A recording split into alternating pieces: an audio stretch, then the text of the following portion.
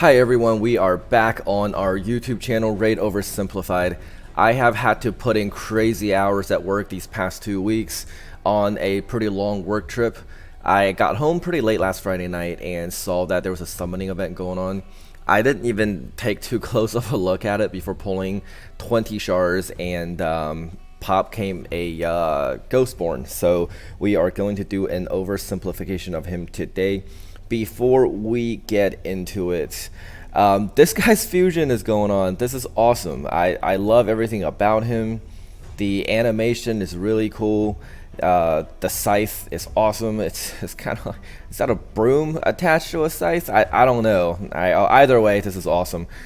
His abilities, I mean, you know, this video is not about him, but it's pretty crazy. I was looking at this going, wow. And this completely destroys Skull Crown. So GG Skull Crown summoning event. But anyway, back to the subject at hand. The man of the hour is Ghostborn. I was really excited when I pulled him, and I went to check on my event progress, and I quickly realized that pulling legendaries doesn't really give you points in an event, only in a tournament such as the one that's going on right now. I can never remember those parameters, so that was definitely disappointing.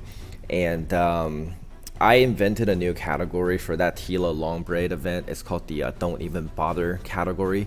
That's you know, it kind of goes, you know, for the most part worth it if you're drunk, not really worth it, really not worth it. And this one was a new low, so it's in a category of its own. You know, value is obviously subjective to each individual, but the amount of money it takes to complete that event, you might as well go to Vegas, right? Just fly there. That will be exponentially more justified. But anyway, back to Ghostborn. So despite of the disappointment in that particular event, I'm extremely happy I was able to summon him. If you watched the Sacred Shards video, I named him as my #1 most wanted non-void legendary. So without a doubt, I really lucked out on this one. Between him and Scartorsus, I now have 2 of the 4 that made up my original list. So it's just Septimus and Battle left. My new list is now Basilius Ronus, Septimus, Battle, and Nethril in that order from most to least. Ghostborn has one of the most unique abilities in the game in his A3. I believe he's the only champion that can buff your team's attack and decrease the opposing team's defense on the same turn. They also made his defense down irresistible just for good measure to make sure that you know he is good. This ability, however, is a hit, and this is more detrimental than Venus per se because he's not void. As I detailed extensively in the Molly Tanker video, this means that it can be resisted by magic affinity champions through the affinity disadvantage mechanization. It also deals damage, which we'll talk about here in a little bit when we take a look at how I have him geared.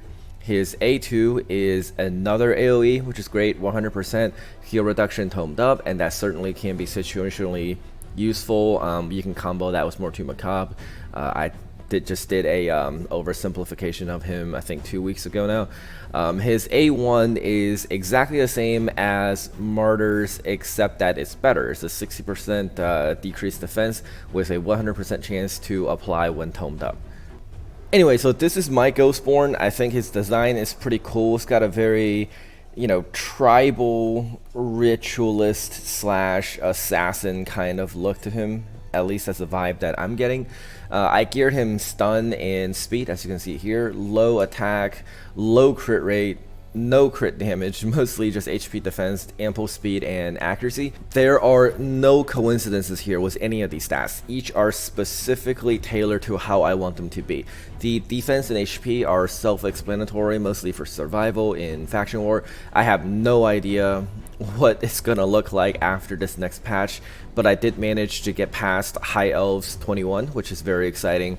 I will link that video here. I apologize once again. I was, like I said, on a pretty long work trip. I didn't have any of the equipment or the time at my disposal to make a full video of it. I also didn't film the Wave 2, which actually, in my opinion, is more of a serious challenge than the boss was even.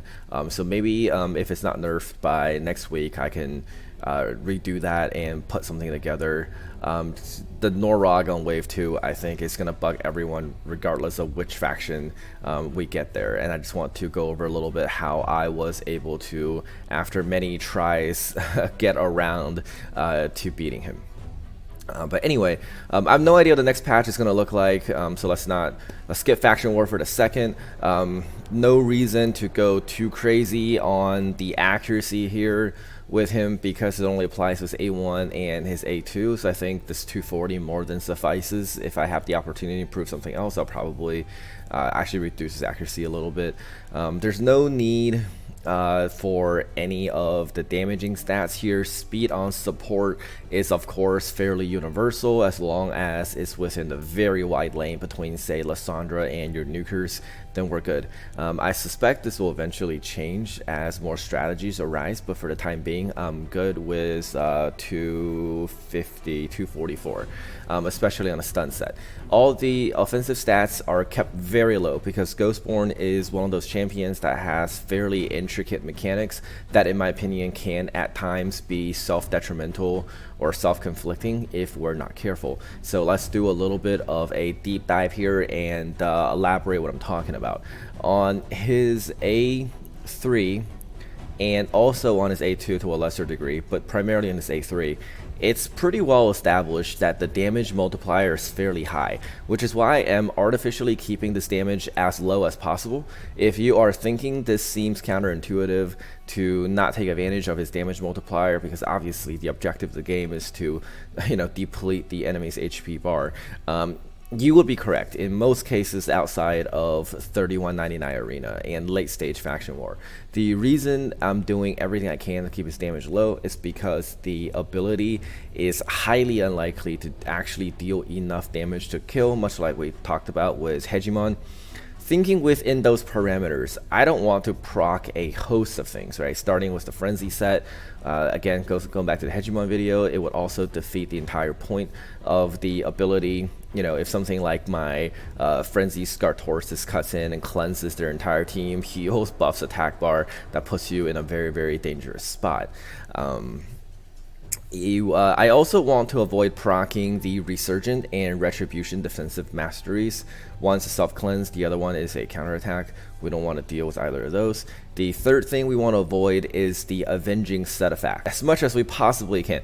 Right? Lastly, we don't want him popping shields because of the Shield Breaker mastery that is almost mandatory for a lot of arena nukers. Ideally, I want this crit rate even lower, right? This is too high. 41% at 15 against force, that's still pretty high, so we don't want that. But I had a couple of irreplaceable pieces here, like this one came with some crit rate, and I think this one did as well. Yeah, 14. So I don't have anything better or that's in the same speed range without that crit rate, so something that we can work on. Going forward, we will just call this the not enough damage paradox, so we don't have to keep reiterating it, and we can just talk about how to navigate it with each specific champion in that specific instance when it shows up. In the case of Ghostborn here, I would really prefer if this A3 wasn't a hit at all, like Molly's Provoke and Dracomorph's Defense Down and Weaken, for all the aforementioned reasons. This is unfortunately not the case, but we do have the opportunity to make lemon out of lemonade, or I guess make lemonade out of lemon here, as his ability do synergize very well with a stun set. The A2 and A3 are on fairly short cooldowns, and the stun set effect will only proc off of an attack, so at least that's the upside of it. Before we get into Arena, I just want to say he is viable for every single dungeon in the game. He might not be the best for Magic Keep or Dragon's 20, but he can help you if you're transitioning from a sustain to a damage team. His A1 is only a single hit, so it might put a little more pressure on your other champions to have multi-hit attacks. But despite of that, I think he is still able to speed up your Fire Knight runs quite a bit, especially with the heal block and the Spirit Affinity. If I were to use him exclusively for PvE, I would probably make him a speed nuker Well, no, I wouldn't. I would still need him for Faction War. Speaking of which, the Dark Elves have a lot of nukers and not nearly as many supports, so if you ask me, he is indispensable in that role. You still might need Blind Seer to make it past like 19 or 20, but he can still get you fairly far. I'm pretty sure he can clear 18 with like an Eva and a Xavier or something like that, especially if you have a Ray, but I don't think any further than that without Blind Seer. Also, Faction War is changing, so I have conflicted feelings about that, but that's a topic for another day. Oh, cool, I got the Fusion Dwarf. Alright, with all that said, let's move on to Arena, where, in my opinion, he does the job of 1.5 champions. What do I mean by that? He functions as both a buffer and a debuffer on one skill, which basically grants you a higher degree of freedom by opening up an additional slot. For example, if we replace Dracomorph with him, we would lose out on the Weaken, but we would have an additional nuker, for example, to do a lot more damage. If we replace the Arbiter with him, we would lose out on the turn meter increase, but we can bring in Valkyrie or Skartorsis or Kymar for that additional turn meter control and plus additional benefits. We also don't necessarily have to replace a mechanism that we lose either. The freed up slot is fully customizable, so something that came to me is that since Ghostborn is weak against magic affinity champions, we can simply freeze them with sheer money and then pick them off later once we destroy the rest of the team. I don't know if I'm adequately conveying this, but what I'm trying to say is that he does two of the most vital things in Arena in one ability in one turn. So your cost is the secondary effect you lose from the champion that you're not bringing, such as the Weaken and the turn meter boost in the aforementioned example, and your profit is however much more utility you get out of whatever champion you bring in instead. So I think the key word here is flexibility. You can bring in literally anything depending on what you have and what you need. A buff blocker against the 10x Skull Crown, for example. Buff stripper against Santa or Roshard. AoE crowd control certainly never hurts. All else fails, I am bringing Longbeard and Baron, right? So this is my favorite combo right now, and nothing is going to survive 2 successive hits from Baron. The A3 of Ghostborn is again irresistible to 3 of the 4 affinities. I'm sure some of you will find that useful against those 400 and 500 resistance Santas, which is just frustrating. This guy's a great solution to that problem. I don't have a Hegemon, but if you do, I think he may be a very important piece to that Hegemon conundrum against the super high resistance teams like I have on that Skartorsis I was showing in the Hegemon video. But anyways, that's all I had for this. I truly think he is one of the very best legendaries in the game and completely deserving of the #1 most wanted spot on my previous list. I hope you're enjoying the grind and have a great day.